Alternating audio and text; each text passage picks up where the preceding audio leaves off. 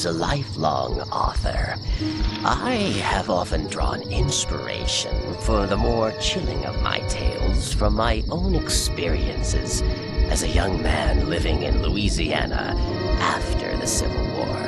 Oh, the story of Ezekiel Halloway, that I have not dared tell before now.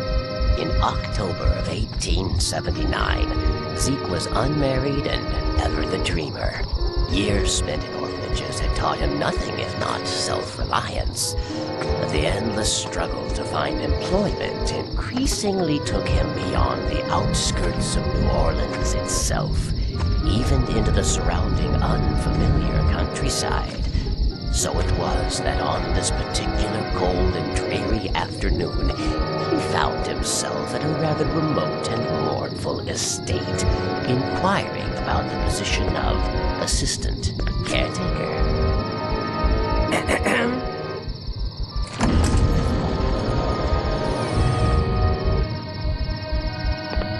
He certainly looks like a nice young man. Young beggar, more likely by the looks of him. Aye, beggar or not, we ain't in no position to be choosing. Do you think he's ready for something like this? We'll see how it holds up under fire soon enough, I reckon. Enough already. Let us introduce ourselves.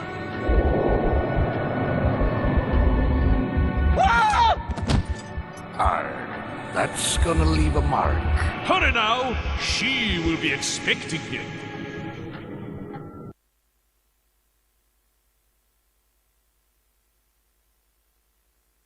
He's back! I hope he's feeling better. I told you he'd be on his feet again in no time. Come. We have done our part for now. She is on her way. Awakened now from troubled sleep, you find yourself where shadows creep.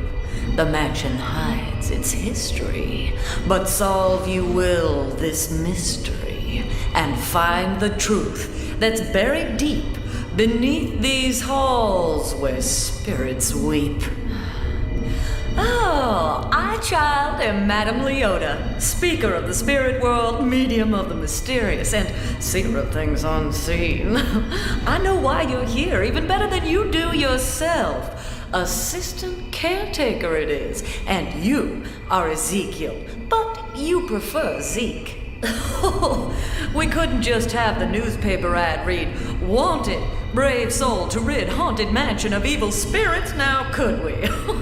If we had, you wouldn't be here now, and the fate of this house and all who dwell within it would be sealed forever. This house was once home to many friendly ghosts, but a powerful, evil man named Atticus Thorne has taken over the estate, corrupting the memories of many of the ghosts and turning others into evil spirits to serve his will. Our beloved mansion has become a dark and foreboding place, and we are now Thorne's prisoners, locked within it. But our hope lies with you, Zeke. We need your help to defeat this evil and to rescue our ghostly friends. An ancient artifact will aid us in this effort, a sacred lantern known as the Beacon of Souls. It is a source of light and power and can be used to battle any evil forces we encounter. Unfortunately, Thorne will also be using his dark magic to try and stop us. He'll be creating magical barriers throughout the mansion and twisting the very rooms themselves until we can turn on the lights and undo his spells.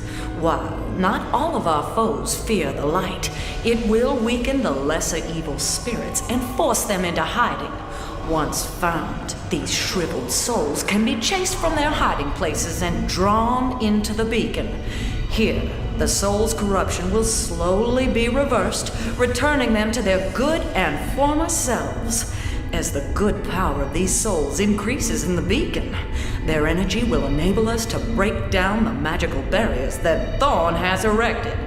Then, we may gain access to more areas of the mansion. But there is more I have to tell. The primary source of the beacon's power lies in the 6 sacred gems that adorn it.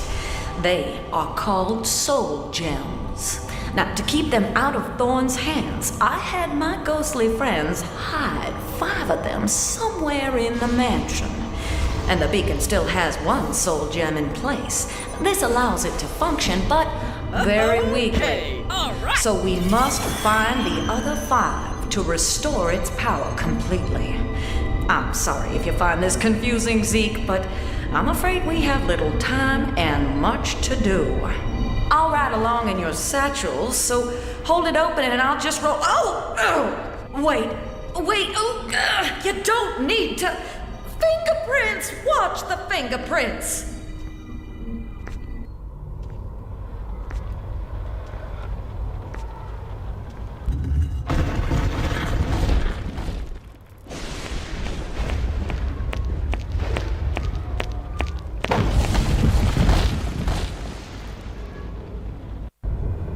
The light switch is over there. Use the activate button on the switch to light up the room.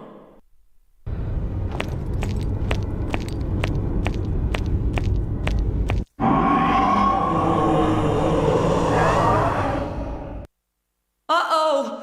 Fight off these evil spirits with a rapid shot by pressing the fire button. To attack a specific enemy, hold down the lock-on button.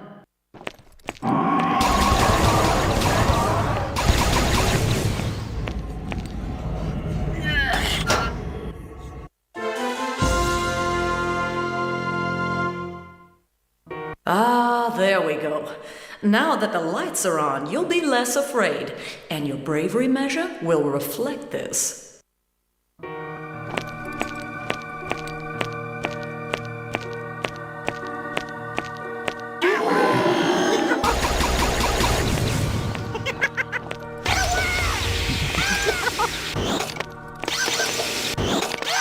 To pull more than 1 shriveled soul at a time into the beacon, tap the soul collector button once for each soul before holding it down.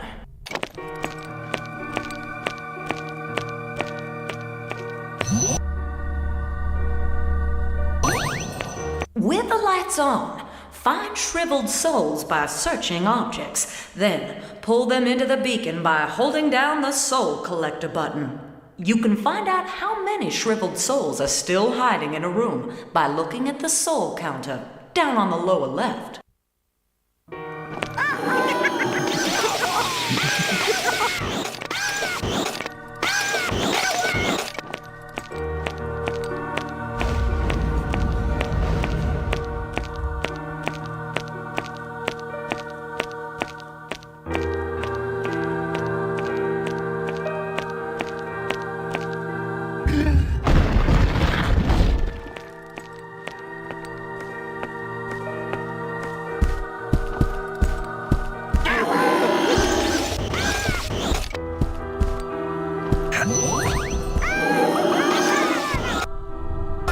Congratulations! You found part of an old death certificate. Collect all the pieces and take them to the proper friendly ghost to earn a reward.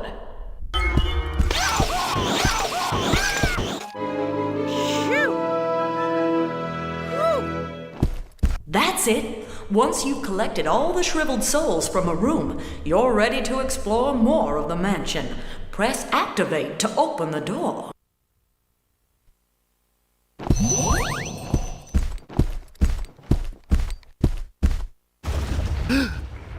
Oh no, he's coming. I should have listened to the madam. But it's too late now. Much too late for all of us.